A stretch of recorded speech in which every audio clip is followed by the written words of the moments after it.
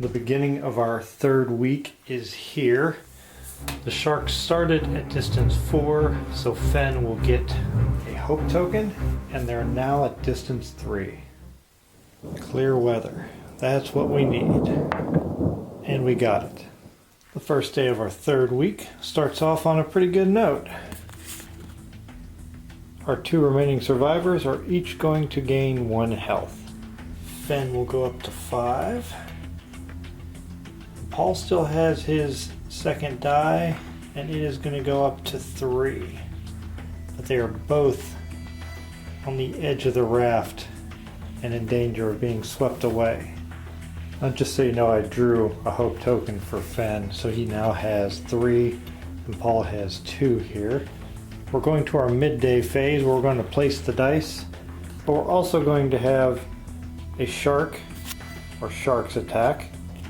1 at position 1 and 1 at position 6. Position 1 is over here. No one's there, so we'll have to roll to see where that shark goes, but 6 is here at Paul's position, so he's definitely going to get attacked at least once. We'll roll to see where that shark goes. 1, 2, or 3. We'll head up to the top and it will attack Fen. Anything else, Paul's going to get attacked twice. Well, it's going to Fen. The first one will attack Fen, who has a 5 on his strength. And the shark, rolls with a strength of 6. So Fen is going to take a wound and take him right back down to 4. We'll go ahead and roll for Paul, who's sitting at a 3.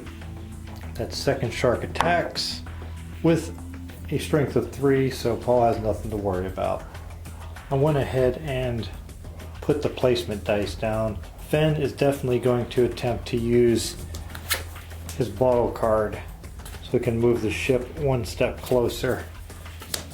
And Paul, I decided to have him go ahead and try for the flare since we're getting pretty desperate. We only have 6 more days to go after this. We still have to get 4 spaces to the right to get the boat close enough to save us. We don't have enough strength or personnel to be diving into or hope tokens to dive into the water and brave the jellyfish to try to get 3 kite parts out of that stack of 4. So that's just out of the question right now.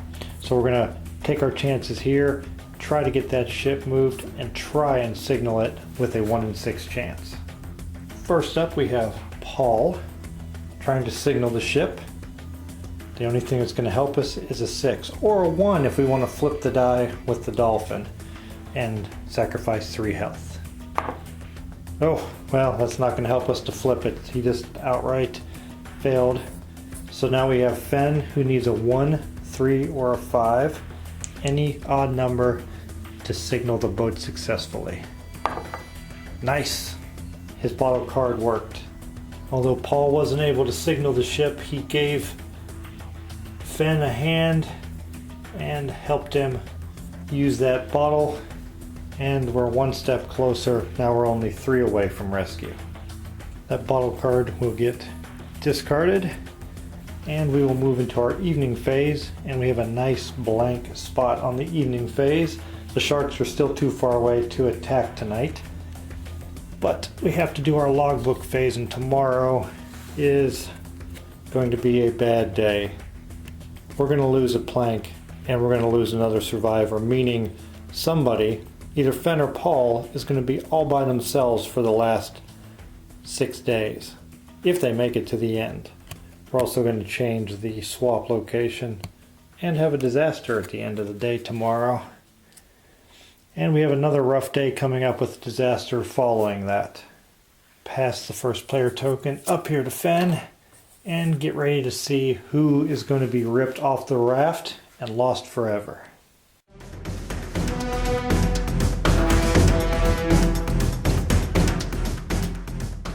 Before we see who gets lost, we'll move the sharks to a distance of 2 and check and see if we're going to have bad weather today. Is the bad weather to blame for the raft coming apart? Oh, yes it is. This time we rolled the regular rain clouds, which means when we go, we can take what we get the first time, Or we can decide we don't like that and we want to do it again, but the second time we have to keep it. So let's see, we'll go up in that same direction there. And that, you can see the little red dot is just to the right of that vertical line, which would place it here on the draw a bottle card location. We'll go ahead and stay with that because I was not going to attempt that this round anyway. Now we're going to go into our horrible morning phase. We're going to lose a board, change the swap location, but the worst part is losing another board from our raft. Here we go. Somebody is not going to survive this journey. 1, 2, and 3.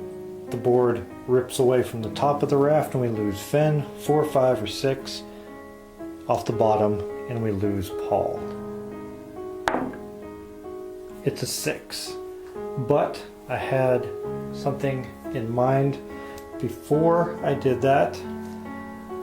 I'm gonna have Finn perform a selfless sacrifice and swap locations with any survivor on the raft, which will put Finn in danger and have him be swept out to sea. Finn saw how strong Paul was, that he had the will to go on by himself, so he decided to leap across the raft and grab a hold of Paul and pulled him back on, but in the process the board broke free and Finn drifted out to sea.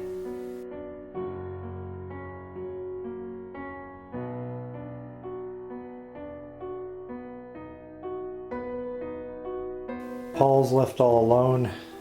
None of his companions are on the raft. He's going to have to try to survive for 6 more days on his own and get rescued. We're going to change out the swap location. We shuffle these up. And we got the flare gun, which may be the only thing that saves him. So he can go there and spend a hope for each opportunity to shoot the flare off. That's going to change at the beginning of the next day, so if he's going to do it, he's going to want to do it now. And that is exactly what I'm going to do. He has 2 hope tokens. I'm going to spend both of them and try and get this boat a little bit closer. Paul is having his soul crushed by the loss of everybody on the raft except for him. He's throwing the only resources he has left into 2 chances to signal this boat. No luck there. Oh, no luck there. Paul is out of hope. And we're going to go into our evening phase and have a disaster. Will he survive it? Oh no, we're going to lose another day. So tomorrow was going to be changing the swap location, no fishing. We were going to have a shark attack and another disaster, so that's gone. And it is replaced by something equally as terrible with the addition of losing health. No shark attack tonight. We're going to go to the logbook, and tomorrow the location will change. The shark will still attack. He will lose health and a disaster will occur. And it looks like they're going to continue to occur.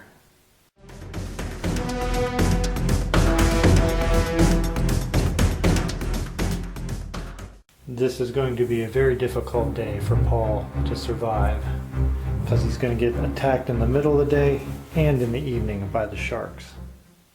Is Mother Nature against Paul today? Nope, not today.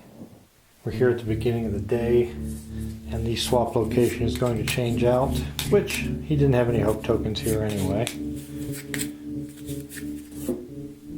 Well, maybe he can gain some more. We were able to get the 1 point equals 1 hope location, so maybe that's the place for him to go. We do have this midday shark attack before we do our placement die, and Paul is looking at a visible strength of 3, And the shark attacks with a 6, which means that will take him down to a 2. Poor Paul, all alone and getting attacked by sharks. And that new location is exactly what we're going to attempt. We need hope if we're going to try and signal this boat. Come on, Paul. Roll high. 4, 5, or 6. 5. Nice. 5 hope. Paul has 5 hope. But will it be enough to save him? Because he will now lose 1 health and deal with a disaster. Maybe he has enough hope to avoid the disaster. But now his top die is down to a 1. We'll see what he has to face. And it is the loss of another day. He could spend 2 to avoid that. But then we have to shuffle this back in. Let's see. Well, tomorrow is terrible, so let's let that happen. And we do have to shuffle these back in. We'll go ahead and let this day go away. We do have a disaster tomorrow, but 1 less health. Oh no, he's going to have to deal with the octopus too. Well, we're getting close to the last day, and he does have hope. Plus he has this token that's going to give him 3 hope on the very last day, so maybe he has a chance if he can just hold out long enough. All 4 sharks are going to attack Paul here at the end of the evening phase, but it has a silver lining. He has a 1, and they attack the first time with a 6, which means he'll lose this, but now he has a 6 showing, and the sharks have to get higher than the survivor's visible strength in order to wound him, so I don't even need to roll the additional 3 attacks because they cannot wound him. We'll move our logbook over. Tomorrow the octopus may attack. No fishing. And we're going to have disaster at the end of the day. And that is going to be our next to the last day, because right here, day 21 is on the horizon.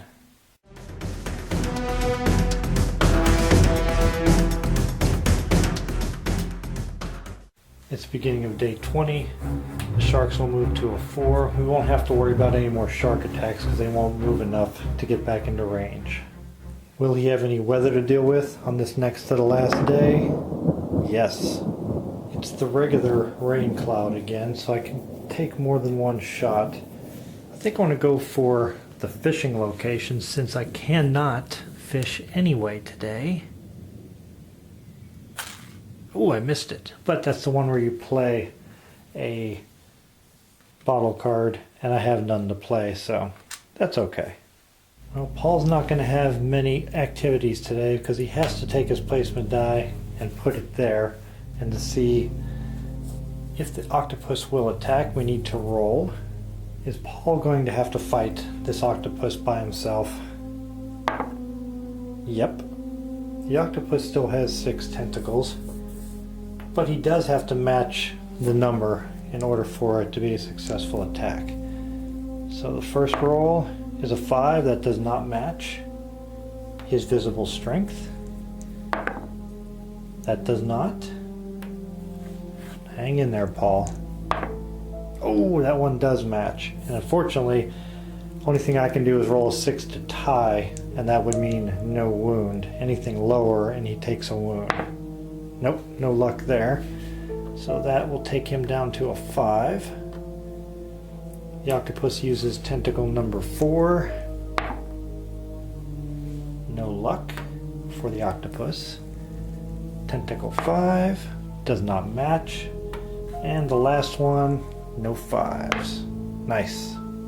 Paul spent the next to the last day on the raft fighting the octopus, so he doesn't get to do anything else except experience a disaster, unfortunately. And really doesn't get much worse than that. Do I want to spend 3 hope to move the ship back 1, or stop the ship from moving 1 to the left? Yeah, I think I do. So I will spend 3, because I'm going to get 3 back here on the 21st day thanks to his token. We'll throw those back in the bag, avoid that disaster, because we're still going to have 3 spaces we need to make on our last day to successfully be rescued. There will be no shark attack tonight. And on the logbook, we're moving on to our final day. Day 21, he will lose 1 more strength. We could use the kite if we had it. We do not. And here we can try and signal the boat. He can shout or spend 2 hope to shoot the flare gun. And if we make it to this anchor spot here, then the life preserver is thrown to us and our boat will move, or the boat will move 1 more to the SOS life ring and we'll be rescued.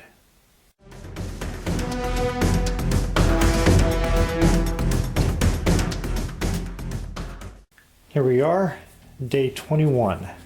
Paul can turn in his token and gain 3 hope tokens. Let me grab those out of the bag. There's no special ones left, so just grab 3, place them there for him. Now the locations cannot be used. The sharks are not going to attack, so I'm not going to adjust the shark. I'm not going to worry about doing the weather because we can't do any of the locations anyway, so blocking them with the weather token doesn't really make any sense at this point. Here's the situation. The rescue boat is close. It knows he's somewhere in the area, but he still needs to signal it. We have 3 more spaces to go. Here on our 21st day card, we can spend 2 hope to shoot the flare gun or make an attempt, or we can shout at the cost of 2 health for each time we shout to try and signal the boat and roll a 6 also. Paul currently has 5 hope, so we can try and signal the boat twice with the flare gun, and we'll do that first. So I'll spend his 4 here to give me 2 chances. Paul will need to be extremely lucky here. He needs 1 success because he cannot shout 3 times. He doesn't have the health to do so. So at a minimum, 1 of these needs to be successful. Here goes his 2 shots. Nice, that's 1. He gained 1 position, so there is still hope. Ooh, here we go. Oh, no luck there. He got that flare gun to fire successfully 1 time. Now we're 2 spots away. This is it for Paul. He must shout twice in order to get the boat close enough to rescue him. And he has to be successful both times. It's going to cost him 2 health for the first attempt, and he must succeed. He does not. Well, we're going to go ahead and try 1 more time. Poor Paul. We'll take him down to 1. And he's not successful there, so he was not going to just be 1 step away from success.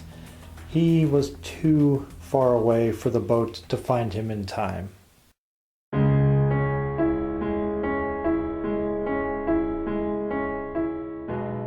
That is the end for everyone. No one made it close enough on day 21 for the rescue ship to find them and bring them into safety. Thank you for watching and putting up with the long delays between videos being released with my move and all the things that I had going on in my everyday life. I'll give you a couple of my final thoughts about the game now. I'll start with the rule book. I had some difficulty with the rule book. A lot of the rules are there, that's not the main problem. I think it was a translation issue, and I'm not knocking anyone for that, because if you asked me to write a rule book and change it from my native language to a non-native one, and for me that's 0 because I don't speak any other languages. So anybody that speaks multiple languages, I find it hard to criticize them for having some errors or maybe not phrasing it in a way that is easy for me to understand. I got clarification on Board Game Geek. The developers were great online. I asked the questions and I usually got an answer within an hour or less. They would be on there letting me know what the answer to my question was and clarifying it. The rule book, once you know what the rules are, again, there are some things that are just not covered in here. And again, I think that is a language issue more than it is rules just being left out. But I mean, it's not an overly complex game, so a few tweaks, a few corrections for the language in your region, and the rulebook would work just fine. With that being said, along those lines, if you find yourself not understanding the rules, go to Board Game Geek, because a lot of the questions that I was looking for, some people had already asked, so it clarified them for me immediately. I didn't even have to ask, and some of the ones I've asked have clarified things for others. So definitely go on there, not with this game, but any game, if that's something you're not normally used to doing, because you can find a lot of answers on there pretty quick. And a lot of times creators, developers, writers, they'll actually answer the questions directly on the game's forum. Move on to the components. All of the cards are excellent. The art on them, the design, no problems there at all. They're not a heavy like core. They're not a really thick card, but I haven't had any problems with that. If you're somebody that sleeves cards, then that's never an issue anyway. I'm just not a card sleever, but just being careful when I shuffle them. I don't see any problems with it. They're sturdy enough. They have a nice finish on them, so they slide really easy when you shuffle them, so you're not going to catch a corner or anything and get a lot of bending. The game board, the sideboards, and all of the other cardboard pieces are a nice, thick, sturdy cardboard. Not going to have any issues with those either. They punched out really nice, didn't have a lot of frayed edges or little hanging pieces where things were ripped off. The only criticism I would have component-wise are the dice being blank when you get them, and then you have to put the stickers on them.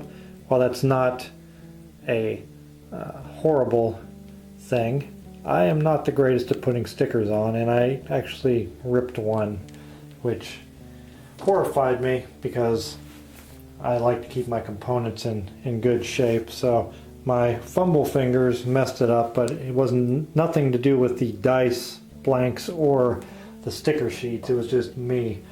I know that this probably really reduced the cost for the developer, not having custom dice made or printed.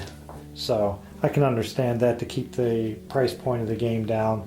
I don't have a problem with it at all.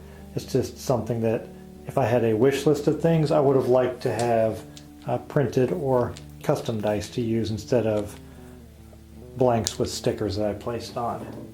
Back to the components, the art is excellent. Everything really holds the theme well. You have the passenger cards with the little porthole around them, all the little embellishments, even on the back of them. It's the boarding pass for each of those passengers. The cards lay and become part of the board. The bottles here floating in the ocean, the jellyfish, even the disaster cards. You can see how the art on them goes right along with where the board was at. So everything really fits in nice. Nice 4 spaces for the survivors and keeps them right next to the corners that they're at on the board. All the iconography, once you get it down, you don't have to look in the rule book anymore. It all makes sense. It's easy to follow. And the theme really works for me. I'm not a big ocean person or a boat person or anything like that. That stuff doesn't excite me.